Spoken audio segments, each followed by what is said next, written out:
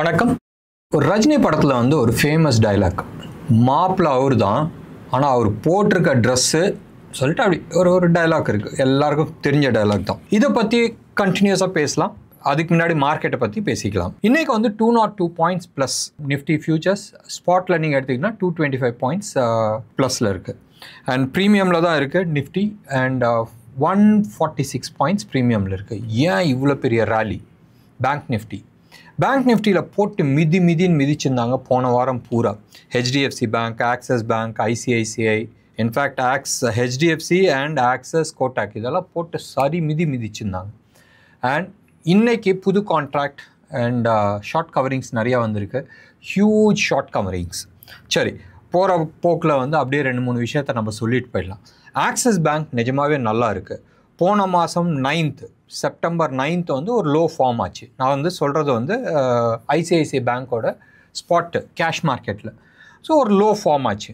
அந்த லோவில் இருந்து ரீசெண்டாக ஒரு 4-5 நாளைக்கு முன்னாடி வந்து ஒரு ஹை ஃபார்ம் ஆச்சு. Almost 12% rally.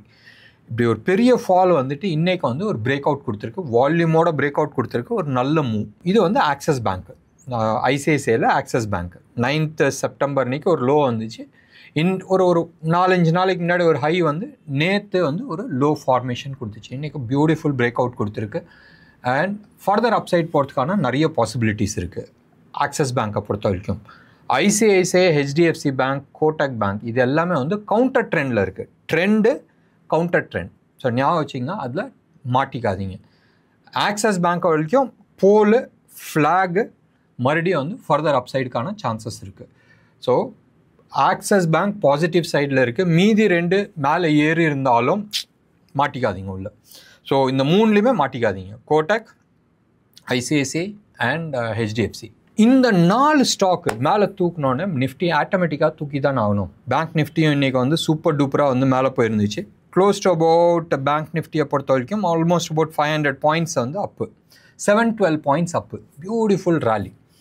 And mainly because of இந்த 4 பப்ளிக் செக்டர். இது நேற்று கூட நீங்கள் எடுத்துக்கிட்டீங்கன்னு சொன்னால் பப்ளிக் செக்டர் பேங்க்ஸ் எல்லாமே வந்து சூப்பர் டூப்பராக இருந்துச்சு. இன்றைக்கி வந்து நெகட்டிவ் சைடில் போல் ப்ராஃபிட் டேக்கிங் நடந்துகிட்ருக்கு. பெருசாக நெகட்டிவ் ஆகலை, பயங்கர அக்ரெசிவாக இருக்குது. ஞாபகம் வச்சுங்க பப்ளிக் செக்டர் பேங்க்ஸை பொறுத்த வரைக்கும். இன்றைக்கி செக்டர் வைஸ் நீங்கள் எடுத்துக்கிட்டீங்கன்னு சொன்னால் சூப்பர் டூப்பராக போனது வந்து textile, mainly because of trends.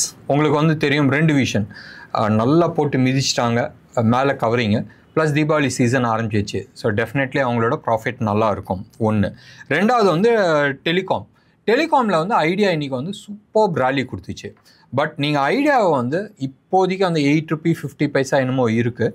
So தயவு செஞ்சு அது 9 ரூபீஸ்க்கு போட்டும். அதுக்கு மேலே வேணால் நீங்கள் யோசிங்க. 1. ஐடியாவை பொறுத்த வரைக்கும் இன்றைக்கி வந்து 4.4% அப் ஆகிருக்கு. கண்டினியூஸாக மேலே போச்சு, கீழே வந்து மறுபடியும் மேலே போயிருக்கு. தயவு செஞ்சு 9 ரூபீஸ்க்கு மேலே வேணால் வாங்குங்க. இன்னமும் ரொம்ப நல்ல சேஃப். ஒரு மேஜர் ரேலி எங்கே வரும்? அபவுட் 10 ரூபி 50 பைசாக்கு மேலே க்ளோஸ் ஆனதுக்கப்புறமா தான் வரும். ஸோ 9 ரூபாலேருந்து 10 ரூபா பெரிய இது 10-12% நினச்சால் நீங்கள் அந்த சில்லறதுக்கோசரம் நீங்கள் பண்ணுறீங்கன்னு சொன்னால் you can always do it. But really safe வந்து 10 ரூபி 50 பைசாக்கு மேலே க்ளோஸ் ஆனால் ரொம்ப நல்லா இருக்கும். சின்ன குவான்டிட்டிஸ் வேணால் இப்போ வாங்கிங்க, அதுக்கப்புறமா ஃபர்தர் அப்சைடுக்கு வேணால் யோசிங்க. டாடா மோட்டார்ஸும் நல்லா அடி வாங்கியிருக்கு. மந்த்லி சார்ட்டில் it is on down trend. So தயவு செஞ்சு இப்போதைக்கு வாங்காதீங்க டாடா மோட்டார்ஸை பொறுத்த வரைக்கும். அது செட்டில் டவுன் ஆகட்டும், அதில் இருக்கிற பிரச்சனைகள் எல்லாமே செட்டில் டவுன் ஆகட்டும், அதுக்கப்புறமா அது வாங்கிக்கலாம். மேபி ஒரு 2-3 நாளைக்கோசரம் நீங்கள் வாங்குறீங்கன்னு சொன்னால் வாங்கிக்கலாம். பப்ளிக் செக்டர், அதாவது NBFC, not public sector, NBFCs எல்லாமே வந்து இன்றைக்கி நல்லா இருந்துச்சு. என்பிஎஃப்சி இன் பர்டிகுலர் நம்ம வந்து பேசியே ஆகணும். ஸ்ரீராம் ஃபைனான்ஸில் ஒரு Japanese company close to about 23,000 crores வந்து பொசிஷன் எடுக்கிறதாக ஒரு பேச்சு அடிபட்டிருக்கு. அது வருமா வராதான்றது அடுத்த விஷயம். பட் இன்னைக்கு மேபி அதனாலையா இல்லை ஷார்ட் கவரிங்னாலையான்னு தெரியுது, ஆல்மோஸ்ட் 5.1% வந்து மேலே ஏறி இருக்குது. ஞாபகம் வச்சுங்க 23,000 crores foreign direct investment, right, FDI ஒரு என்பிஎஃப்சியில் இவ்வளோ பெருசாக போடுறது இதுதான் ஃபஸ்ட்டாக இருக்கும்.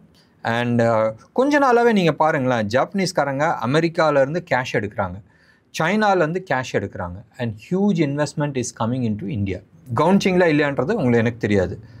ஒரு 6 மாதத்துக்கு முன்னாடியே இந்த கத்தார் ஃபண்டு, குவைத்தில் இருக்கிற ஃபண்டு, சிங்கப்பூரில் இருக்கிற கவர்மெண்ட்டு இவங்களாம் வந்து இந்தியாவுக்குள்ளே வந்து நிறைய இன்வெஸ்ட் பண்ணி முடிச்சிட்டாங்க.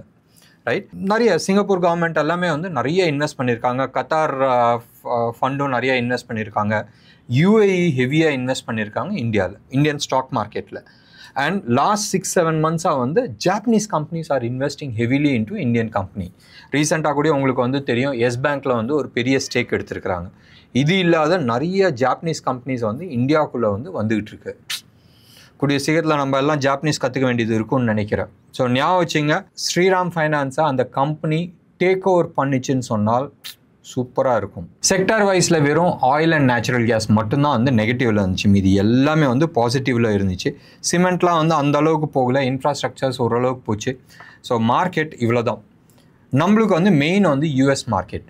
யூஎஸ் மார்க்கெட்டில் இன்ட்ரெஸ்டிங் ஃபேக்ட் என்னன்னு சொன்னால், ட்ரம்ப் நான் தான் பிரசிடென்ட், நான் தான் முடிவு பண்ணுவேன்னு சொல்லிட்டு எல்லாத்துக்கும், ரைட், எல்லா விஷயத்துக்கும் அவர் தான் வந்து அனௌன்ஸ்மெண்ட் போட்டிருக்காரு. டெய்லி ஒரு புக் எடுத்துக்க வேண்டியது, அப்படி காட்ட வேண்டியது, கையெழுத்து போட வேண்டியது, இவனுக்கு அகெயின்ஸ்டாக ஆப்புன்னு சொல்லிட்டு. கடைசியாக வந்து யூஎஸ் காங்கிரஸ் ட்ரம்ப்புக்கே வந்து ஒரு செக்மேட் வச்சுருக்கிறாங்க. இது வந்து வருஷம் நடக்கும், ஆனால் லாஸ்ட் மினிட்ல வந்து டீல் ஒத்துப்பாங்க. 2019 அப்புறமா யூஎஸ் கவர்மெண்ட்டில் இருக்கிற எம்ப்ளாயீஸ்க்கு எல்லாத்துக்குமே வந்து சம்பளம் இல்லாத போகிறதுக்கான சான்சஸ் இருக்குது. எமர்ஜென்சி சர்வீஸ், இந்த எமர்ஜென்சி ஹெல்த் ஆகட்டும், ஆர்மி ஆகட்டும், இல்லை ஹோம் செக்யூரிட்டிஸ் இருக்குல்ல, அங்கே இருக்கிற போலீஸ் இல்லீஸ் அந்த இதை தவிர மீதி எல்லாத்துக்குமே வந்து கவர்மெண்ட்க்கு வந்து சம்பளம் கிடையாது. ஏன்னு சொன்னால், உன் வருமானத்துக்கு மீறி நீ செலவு பண்ணுற. ஸோ செலவு பண்ணும்போது என்ன பண்ணணும், கடன் வாங்கணும். ஸோ இந்த கடனை வந்து இவ்வளோ தான் வாங்கலான்னு சொல்லிட்டு ஒரு லிமிட் வச்சுருப்பாங்க. அந்த கடன் தலைவரை வந்து டச் பண்ணிட்டார், அந்த லிமிட்டை வந்து டச் பண்ணிட்டார். ஃபர்தராக வந்து காங்கிரஸ் தான் வந்து அப்ரூவ் பண்ணணும். காங்கிரஸ்னால் நம்ம கவர்மெண்ட் இது கிடையாது, அங்கே இருக்கிற பார்லிமெண்ட்டில் இருக்கிற பார்லிமெண்டேரியன்ஸ் 60 பேர் வந்து ஓட்டு போடணும். இந்த 60 பேர் ஓட்டு போடுறதுல 55 பேர் ஓகே குட்ரா எக்ஸ்டெண்ட் பண்ணலான்ற மாதிரி பேசியிருக்காங்க. இன்னொரு 45 பேர் நோன்னு சொல்லியிருக்காங்க. ஆனால் 60 பேர் எஸ் சொன்னால் தான் ஃபண்டு வரும். இப்போ ஃபண்டு வராதனால என்ன ஆகும், அங்கே இருக்கிற கவர்மெண்ட் எம்ப்ளாயீஸ் யாருக்குமே சம்பளம் போகாது. ஒன்று இது வந்து ஃபைனலாக வந்து ஓகே போ சொல்லிட்டு ஒரு கண்டிஷன்ஸ் போட்டுட்டு அது த்ரூ பண்ண போகிறாங்க, இல்லைன்னு சொல்ல. பட் அது த்ரூ பண்ணுற வரைக்கும் நெகட்டிவாக இருக்கிறதுக்கான சான்சஸ் இருக்குது. ஒன்று. ரெண்டாவது, it is more of a power struggle. நம்ம ஊரில் இருக்கிற ஆளும் கட்சியும் எதிரும் கட்சியும் பண்ணுவாங்க தெரியுமா, அதே கதை தான். ட்ரம்ப் என்ன சொல்லியிருக்கா, நான் இருக்கிற எல்லா கவர்மெண்ட் ஆஃபீஷியல்ஸையும் நான் வந்து வேலையை விட்டு தூக்கிடுவேன், தூக்குனா தான் வந்து என்னால் சர்வைவ் பண்ண முடியும். நம்ம ஊர் மாதிரி தான் பாரு, எதிர்கட்சிக்காரங்களாம் இப்படி பண்ணுறாங்கன்னு சொல்லுவாங்க, அதே மாதிரி தான் அவரும் பேச போகிறாரு. And eventually it will open up. But அந்த ஓப்பன் ஆகிற வரைக்கும் என்ன ஆகும், ஊர் பூரா தேவடு காத்துட்டு இருக்க வேண்டியது தான். இதுக்கான நெகட்டிவ் நீங்கள் எடுத்துக்கிட்டிங்கன்னா, நேற்றே வந்து யூஎஸ் மார்க்கெட் வந்து நெகட்டிவ் போயிட்டு க்ளோஸ் ஆகும்போது பாசிட்டிவில் க்ளோஸ் ஆச்சு. ரைட் நோ இந்த ப்ரோக்ராம் அரௌண்ட் 6 o'clock நம்ம ரெக்கார்ட் பண்ணுறோம். US market